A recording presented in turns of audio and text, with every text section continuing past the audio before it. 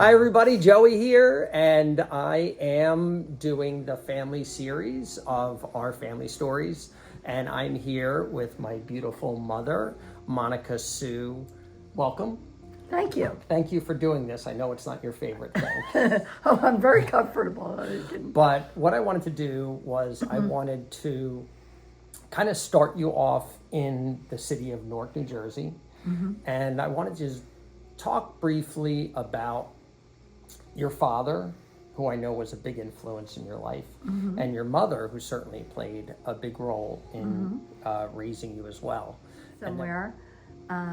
Dad had just gotten out of the military. He was done with that, and he went back to the Newark Fire Department, which also my grandfather was a fireman in Newark. Back in the day when they didn't even have trucks, they used to, they had horses. Oh, like the wagons that you see. Yeah. Oh, nice. So Yeah. let's roll back a bit. And since you mentioned your dad being in the military, what stories do you remember about your dad being in the war? He shared very little. Very little. He didn't like to talk too much. He'd talk about some buddies of his. He had some buddies in the military that were lifelong friends of his.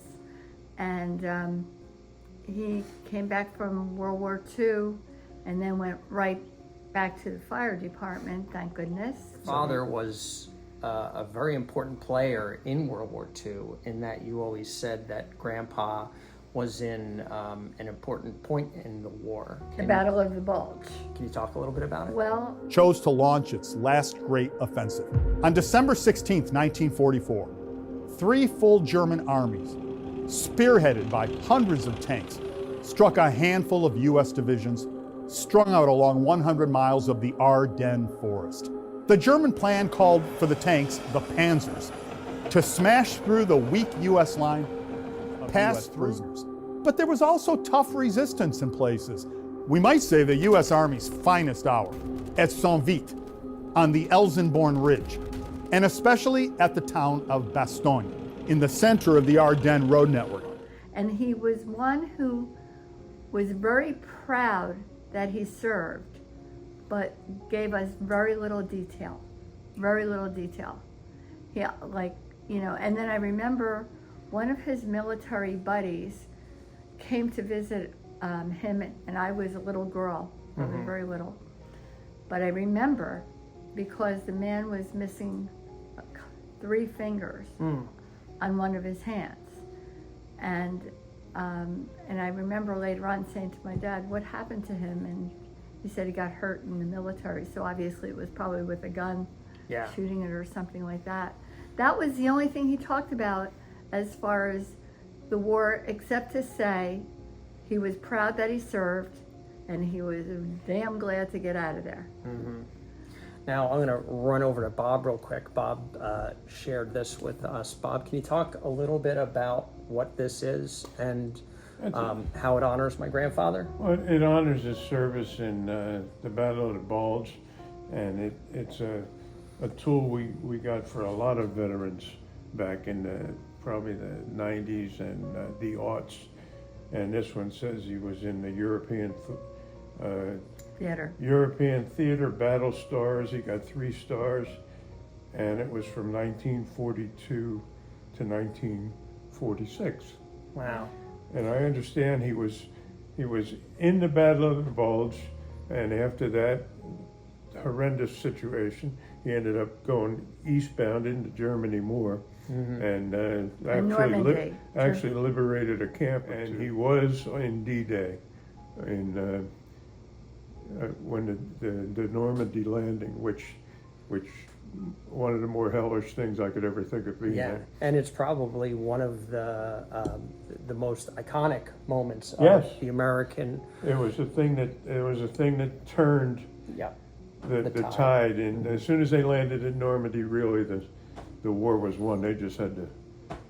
I hear in your voice, even Bob, a lot of reverence for Matthew Morahan. Absolutely. So, tell me a little bit about grandpa's family, how many Okay. siblings did he have? He had 3 siblings, 1 brother and 2 sisters. I think May was the oldest. And then there was Billy, who was also working for the city of Newark. And then there was Margaret and Dad. And Margaret and Dad, I think, were only like 2 years apart. They seemed to be very close. So let's jump to your mom. Let's talk a little bit about, her name is Monica. And she has an interesting story too. Tell a little bit about the early memories that you have of Nana. Okay, my Nana, Your Had a- Nana? my grandmother, Okay. we called her Nana. Uh-huh. She had 11 children, and she had 2 sets of twins, and her last 2 births were both twins. So brother. she had all those other ones first. My Aunt May, I believe, was my mother's oldest sister, and Mom had 7 sisters and 3 brothers. And she and Martha, her twin, were the youngest of the 11 children. And a couple of years before that, my grandmother had a set of twins, Josephine and John. Okay. So she had, after all those other children, then she has 2 sets of twins later. Wow. Yeah. That's really something. And my grandmother did not work outside the house with all those children, so my grandfather was my maternal grandfather was a police officer, and my paternal grandfather was a fireman in Newark. They all worked in Newark. And one thing I know about you is that you are what they call a pure blood. You're 100% Irish. I am.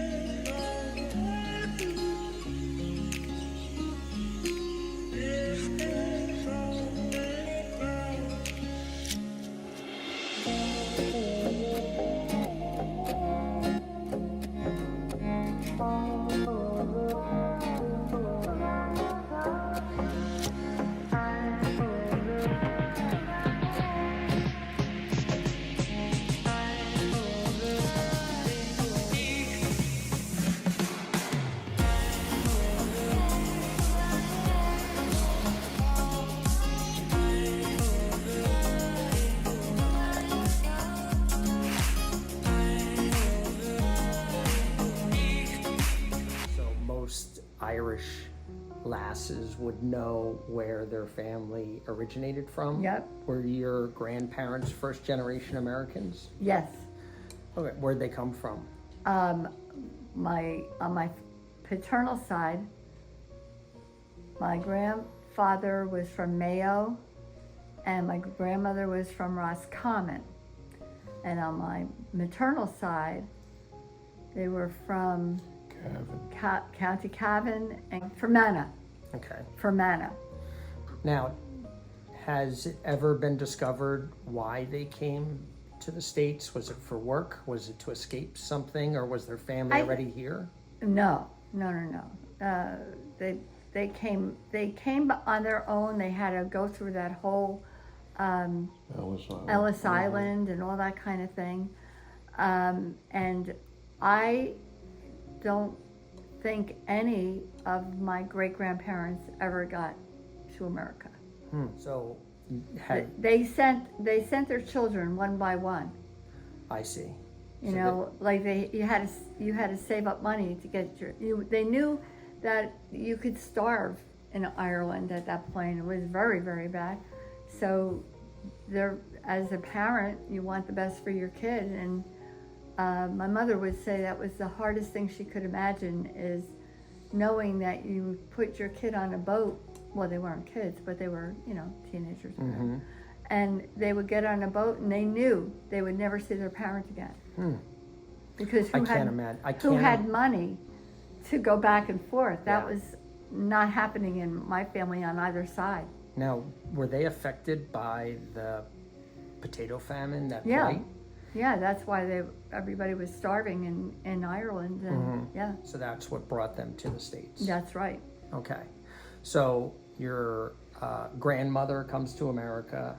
She meets and marries her husband. Who was a Newark police officer. Uh-huh. My grandfather on my mom's side was a police officer, and in Newark. in Newark. Okay. Everybody was from Newark back in those days, and it was a very nice area back in the day. It was very, very nice. It was very safe. You know. So take me to how your mom, who was the youngest twin, how she talked about her childhood. What did she say about life with so many siblings? She was very, very proud of her family. Everybody, my grandmother, they adored her like she was almost like a saint. All of my mother's siblings, they all felt the same way, as well as some of my older cousins that, because of, I don't know, different situations, moved into my grandmother's house for a while. You know. Must have been bursting at the seams. And my grandmother would not have it any other way. Like, So she would. we called her Saint Bridget. She was quite the Didn't woman. you always say there's always room for another potato in the pot? That's right. That was it. That's right. You can always put another potato in the pot. Yeah. And Well, let's put it this way. They love to party, all of them, and they all like to drink. And I'm not saying anybody was an alcoholic, but they all like their beer. uh-huh. And they didn't drink.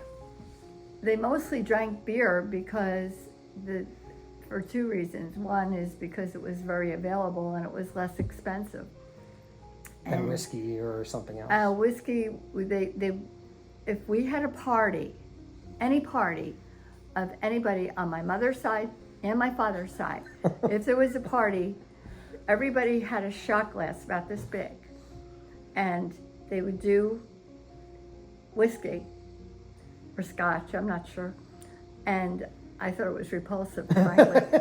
And they would all, it was like a tray, and they all would grab it, and then they would all do a toast, and they would all drink the shot, and then after that it was beer. Uh-huh.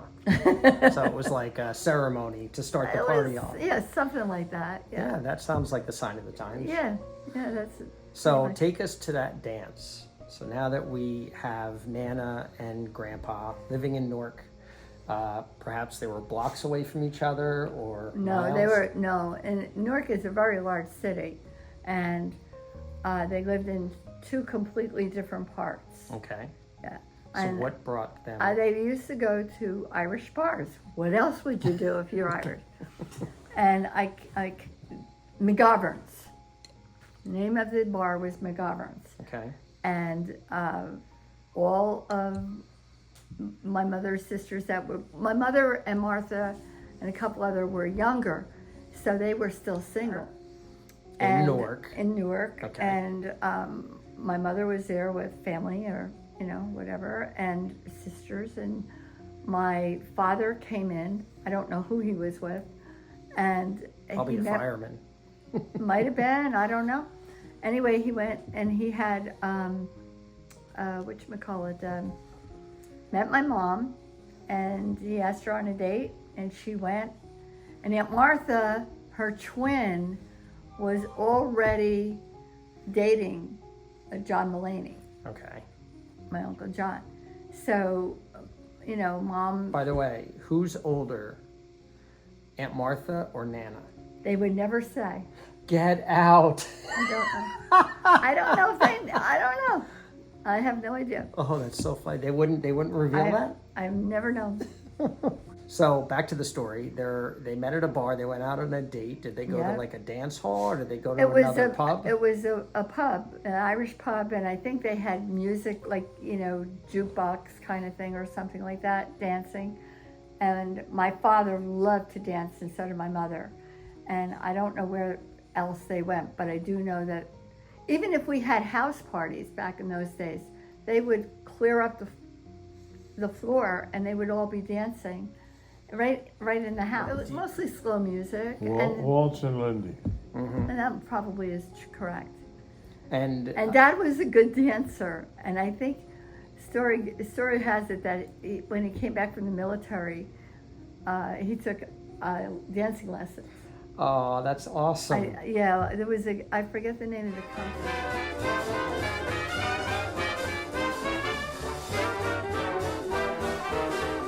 And I skipped one thing that I wanted to make sure was in the video was your parents' birthdays. Mom was August 3rd, and she was 2 years younger than Dad, and Dad's was August 11th. Both summer birthdays. Mm-hmm. Okay. The war is over. Oh, yeah, Your parents yeah. meet. What Yeah. year did they get married? Do you recall? 1946, Okay. November. And I'm going to take a wild guess and say that Martha was the maid of honor. Yes. She was already married, so she was matron of honor. Matron of honor, Yeah. of course. Yeah. I think Aunt Martha got married 2 years before my mom, Okay. I think. Because Jack Mulaney was considerably older than me. Where was the wedding? I know they got married at Blessed Sacrament Church. You didn't attend. I wasn't invited. You weren't there yet. So I know one thing you told me was they had a honeymoon. Yeah, they went to Florida. And that was my mom's first time in Florida. And they wouldn't, I think they went on a plane somewhere. Dad always wanted to go on a plane. The plane dropped, and she thought she was going to die. Oh, God. And she was terrified. And she never, I don't know how they got home from Florida, because she would never get on a plane again, which really bothered my father because he wanted to go take her to Ireland and all this. She would not get on a plane. Oh. And So they drove home? How did they get home? I don't know if it happened on the way to Florida or the way home from Okay. Florida. It must have Now happened that on you the said way it, back. probably on the way back. I was Yeah, thinking that. yeah. There was no way Yeah. that Hey, Mom, if you're listening, you could fill in a couple blanks for me here. So what is your birthday? My birthday is April 25th, 1948.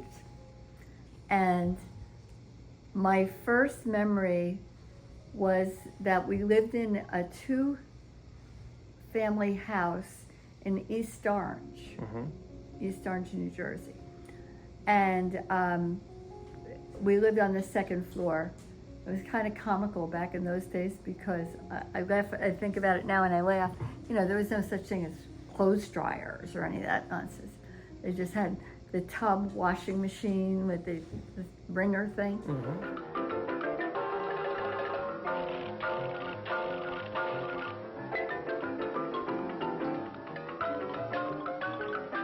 They hang out the clothes.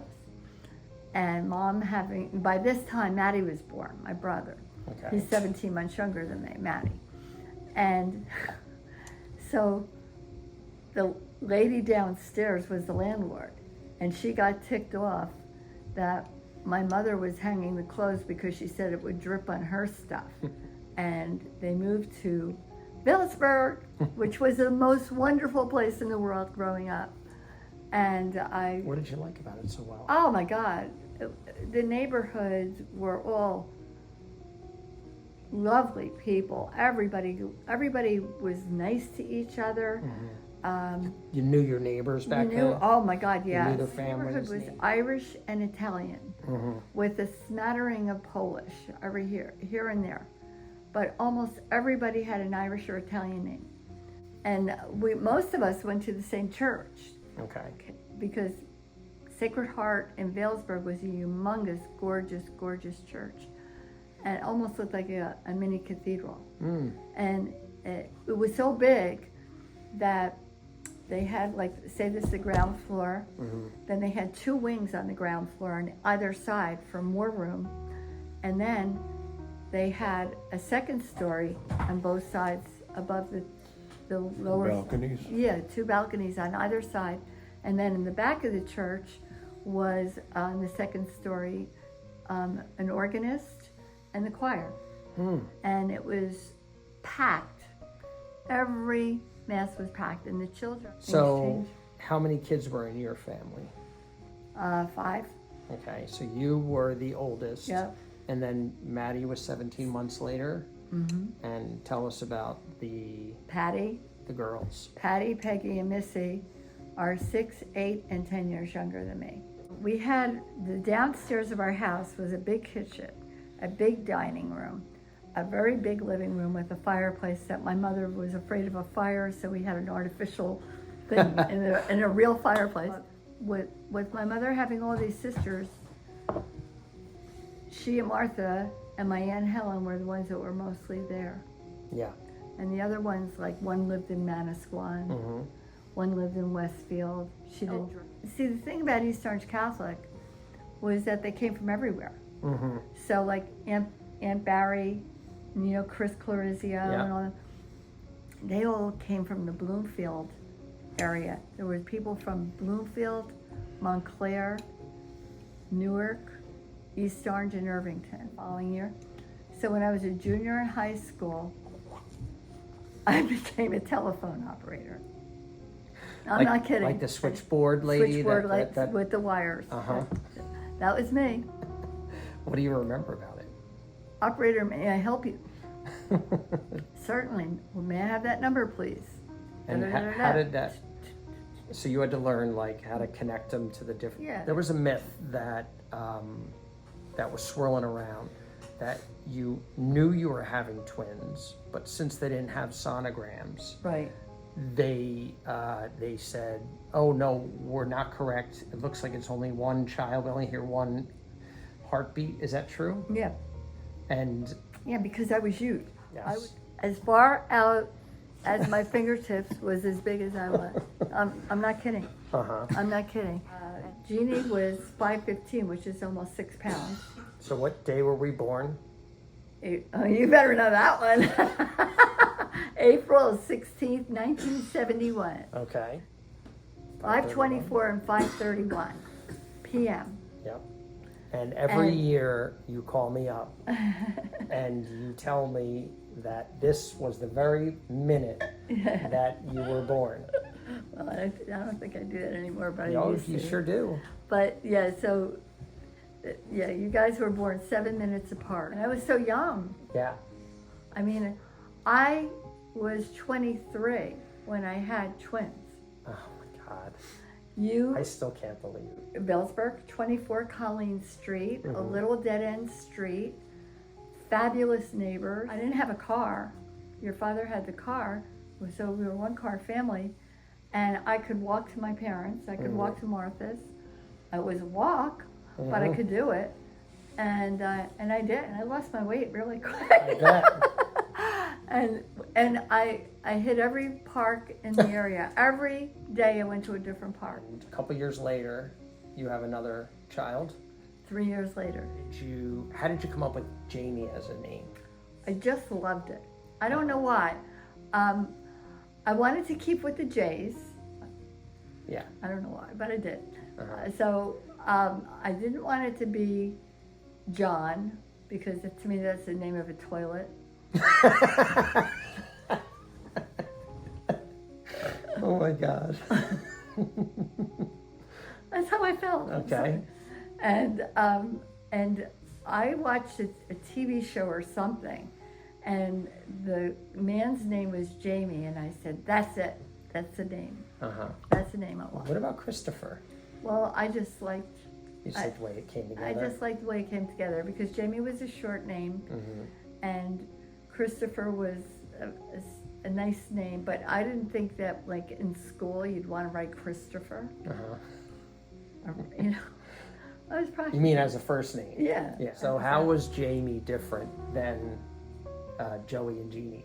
Oh, he was much nicer, very clean. He was toilet trained when he was 6 months old. Oh, Jamie. And, you know, he was eating with a fork and knife at the age of 12 months. You So know, the you're- one thing that's the clear difference is his hair.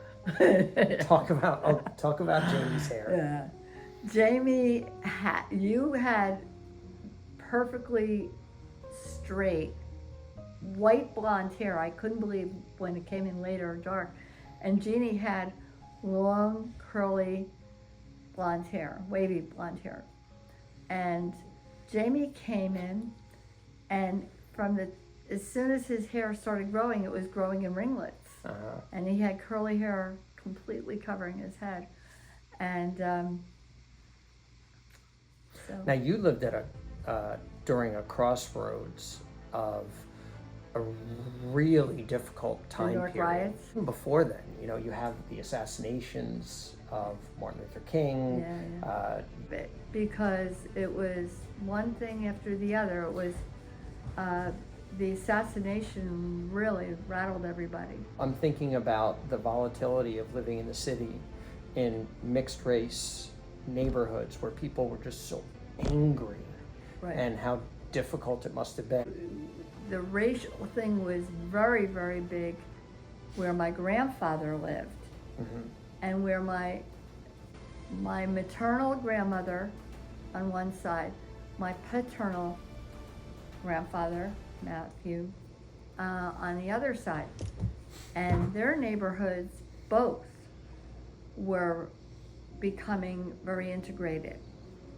And my father was a very, very, very smart man. And he would he would take us over to visit my grandfather all the time. So my father made friends with every one of the people, regardless of their color, in the neighborhood. He worked in the city of Newark.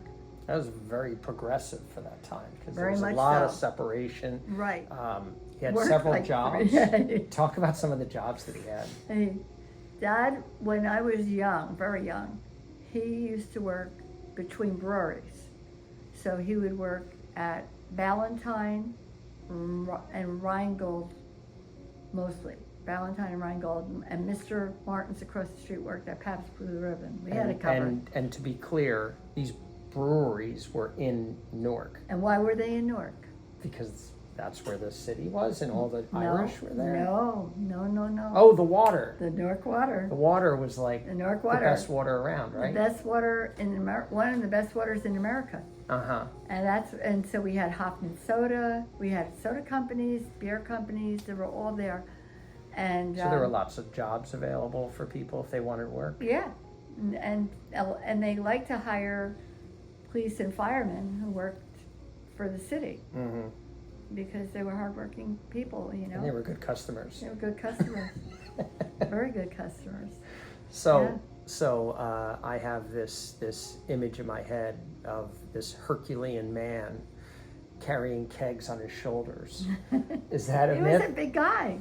He was a big guy. Now I never saw him carrying kegs, but he would always come home with beer, Yeah, sure. And whoever hired him that week was the beer they drank. Just to bring a little more history into it, when your father was working in Newark, it was like the hub of baseball.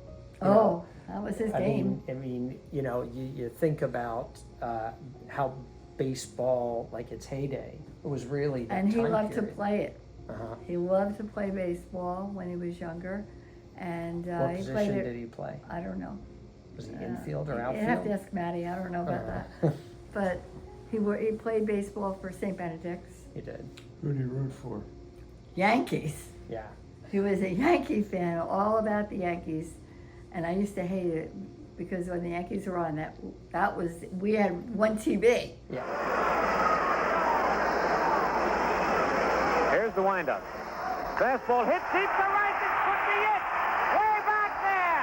Holy cow! What's the matter? And look at him fight for that ball out there. Holy cow! What a shot!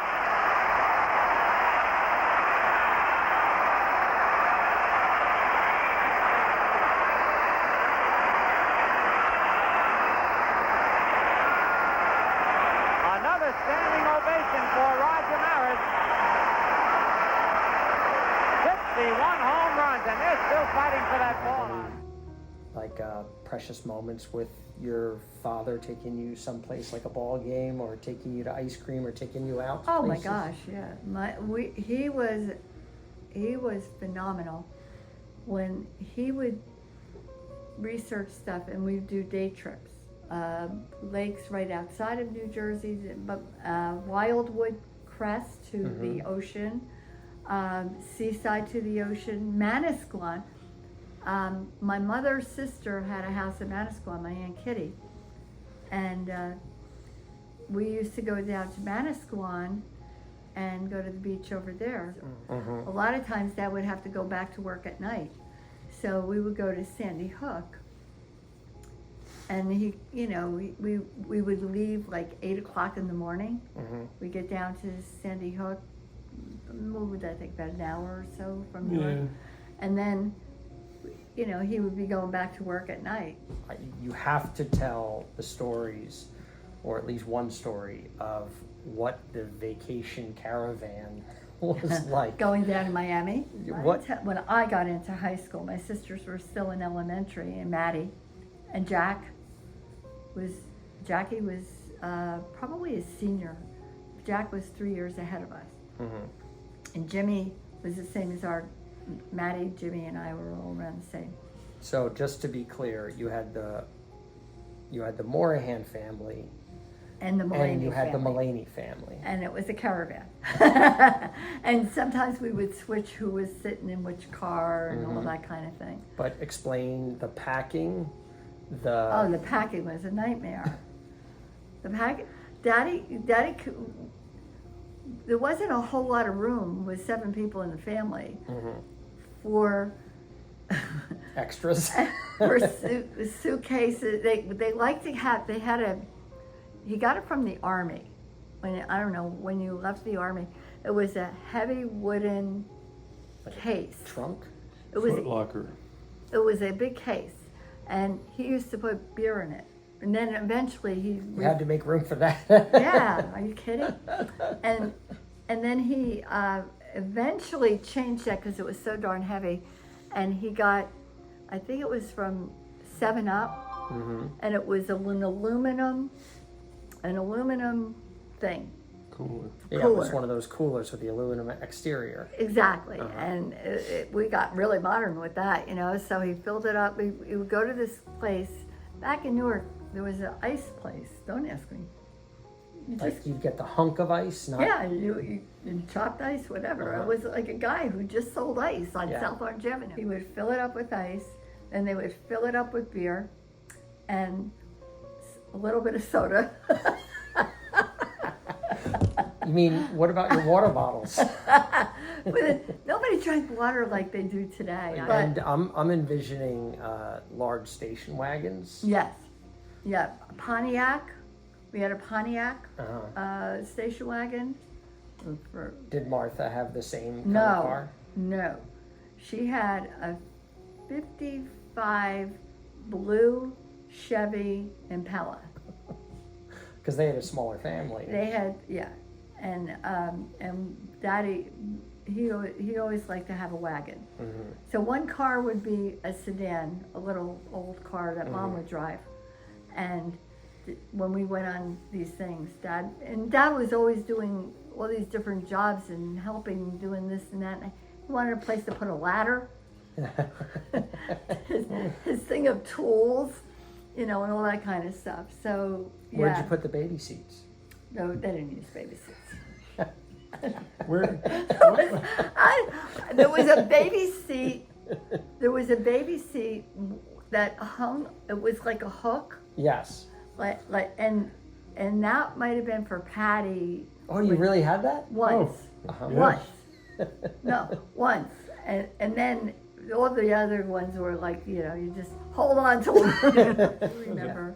I do remember that happening where everybody had to get in my father's car because John's car, something happened, and he. And you would just And leave it on the side of the road to be towed away? No, he, you know, you'd have to go get it fixed Yeah. and whatever, and then Dad would have everybody and you talk about not being safe and seatbelts. The older kids, Jack, Jim, myself, Maddie, somebody had a kid near them. You know what I mean? Like, it was crazy. It was crazy. That happened in the 60s. It started Yeah. in 1962. And you pull over on the side of the road and have like a picnic, Yeah, crack open some beers, yeah. and just like eat sandwiches that you prepared. I didn't prepare. Yeah, my mom and Martha would make a bunch of sandwiches, and we would do that. And then eventually, it took us 3 days. 3 days to get down to Miami. I just can't imagine even the bathroom trips when you have little kids. When you what- had Missy and Peggy and Patty. I'm not going to get when they were into little. detail, but there might not have been a bathroom where we stopped the road. But Where did you vacation the most, or what was your favorite place to as go? a child, my favorite Wildwood Crest. My mom or dad or somebody knew that Wildwood Crest was supposedly known as one of the safest ocean areas because something to do with the ground was level. Yeah, well, they Yeah, had the very- sandbar, right? Yeah. Yeah.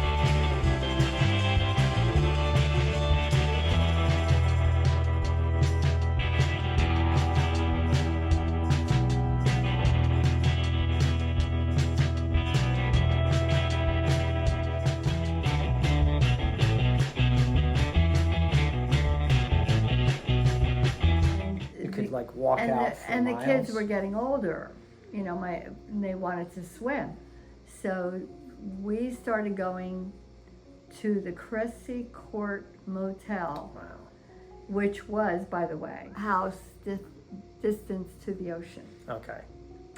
And we all walked with That's our a long way to go. yeah, and we walked with all that stuff Oh my gosh. to the beach in Wildwood Crest. But we loved it. And you were there all day. We were there all day. And the cool thing was that we also, we would spend a lot of time at the ocean. And then at the end of the day, the motel that we stayed at had a pool. And loved it. But it was quite a walk to Well, the the boardwalk. other thing.